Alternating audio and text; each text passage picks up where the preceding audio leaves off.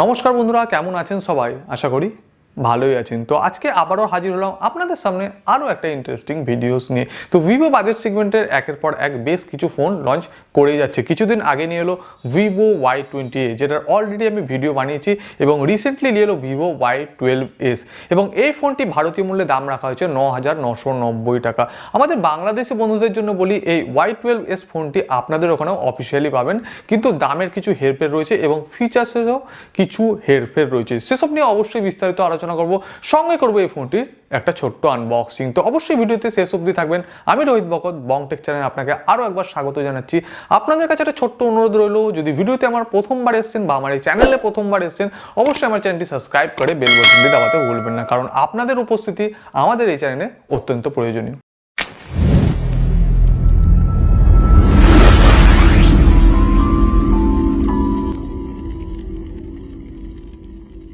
তো Vivo Y12S এই ফোনটির ভারতীয় মূল্যে দাম রাখা হয়েছে 9,990 টাকা, এবং এই ফোনটি আপনারা একটাই ভেরিয়েন্টে পাবেন, 3GB 32GB। এবং আমাদের বাংলাদেশি বন্ধুদের জন্যই বলি, আপনারা তো এই ফোনটি আপনাদের ওখানে অফিসিয়ালি অবশ্যই পাচ্ছেন, এবং এখন আমি যে সময় ভিডিওটি বানাচ্ছি এখন হয়তো আপনাদের ওখানে ফোনটি প্রি বুক চলছে, এবং আপনাদের ওখানে বাংলাদেশি মূল্যে এই ফোনটির দাম রাখা হয়েছে 12,990 টাকা। তো কিছু ডিফারেন্ট আছে, অবশ্যই সেসব নিয়ে আলোচনা করবো। তার আগে একটা ছোট্ট আনবক্সিং সেরে নেব। তো বন্ধুরা, এই রয়েছে ভিভো Y12X এর বক্স। এখানে 3GB 32GB ভেরিয়েন্টটাকে হাইলাইট করা হচ্ছে, পিছনে দিয়ে কিছু ফিচার্সও হাইলাইট করছে। 5000 mAh এর ব্যাটারি পাচ্ছেন, side mount fingerprint sensor and holographic gradation কালারের সাথে আপনাদেরকে ফোনটি প্রোভাইড করছে। বক্স ওপেন করতে নজরে আসবে আরও একটি বক্স, যেখানে রয়েছে ভিভোর তরফ থেকে কিছু ফর্মালিটিস আর একটা সিম ইজেক্টর টুল কিট, আর এটা রয়েছে একটা সফট সিলিকন কভার, যেটা প্রায় ভিভোর ফোনেই আমরা দেখতে পাই। আর এই রয়েছে Y12 মানে Y12S, যেটাকে আমি সাইডে করলাম।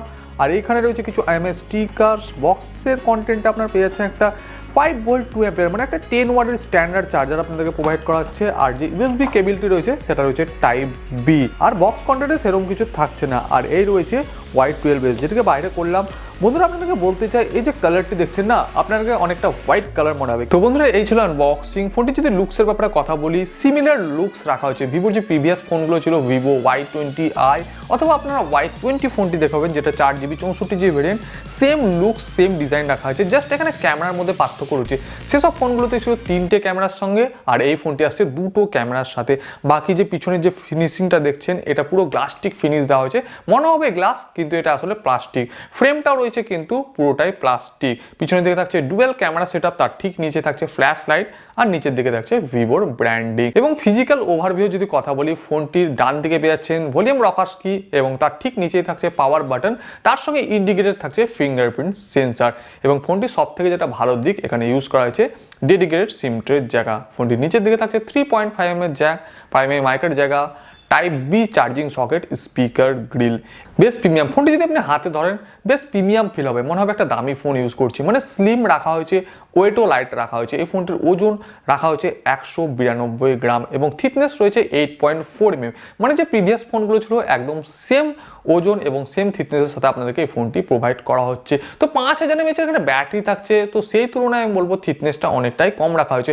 আমি তুলনামূলকভাবে অনেক কোম্পানির ফোন দেখেছি, যেখানে 5000 mAh এর ব্যাটারির ফোনগুলো প্রায় 9mm এর উপরে বা 8.8mm এর আশেপাশে হয়ে থাকে। তো সেসব দিক দিয়ে কিন্তু ভিভো অবশ্যই আগিয়ে। কথা বলবো ফোনটির ডিসপ্লের ব্যাপারে। ফোনটিতে থাকছে 6.5 ইঞ্চিসের বড় সরে বলতে পারেন একটা IPS প্যানেল, যেটা রেজুলেশন থাকছে 720x1600, মানে আপনাদেরকে HD+ ডিসপ্লে প্রোভাইড করা হচ্ছে। আর প্রোটেকশন হিসেবে এখানে ভিভো মেনশন করেনি বা স্পেসিফিকভাবে জানায়নি যেখানে কি প্রোটেকশন দেওয়া হয়েছে বা কর্নিং গরিলা গ্লাস দেওয়া হয়েছে কিনা। তো যতদূর জানা, এখানে কোনো রকম কর্নিং গরিলা গ্লাস দেওয়া হয়নি। ভিভোর একটা নিজস্ব গ্লাস রয়েছে, সেই গ্লাসটি হয়তো এখানে দেওয়া হয়েছে।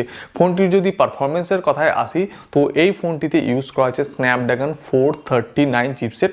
আর বাংলাদেশে যে Y12S ফোনটি লঞ্চ করেছে, সেখানে কিন্তু স্ন্যাপড্রাগন 439 চিপসেটটি ইউজ করেনি, সেখানে ইউজ করা হয়েছে মিডিয়াটেকের তরফ থেকে P35। এবং অলমোস্ট এই দুটো প্রসেসর কিন্তু সেম, দুটো 12nm আর্কিটেকচারে তৈরি, এবং অ্যান্টিটি স্কোর দুটোরই বিলো 1 লাখ থাকছে। ভেরিয়েন্টের কথায় যদি আসি, এই ফোনটিতে একটাই ভেরিয়েন্ট আপনারা পাবেন, বাংলাদেশের ওখানেও একটা ভেরিয়েন্ট পাবেন, আমাদের ভারতবর্ষের একটাই ভেরিয়েন্ট পাবেন 3GB 32GBর সাথে। ওএসে যদি কথায় আসি, আউট অফ দ্য বক্স এখানে থাকছে FunTouchOS 11 এর গ্লোবাল ভার্সন, যেটা বেস করবে অ্যান্ড্রয়েড 11 এর উপরে। আবার বাংলাদেশি ভেরিয়েন্ট যেটা থাকছে সেখানে কিন্তু গ্লোবাল ভার্সন থাকছে FunTouchOS এর, কিন্তু সেটা বেস করছে অ্যান্ড্রয়েড 10 এর উপরে।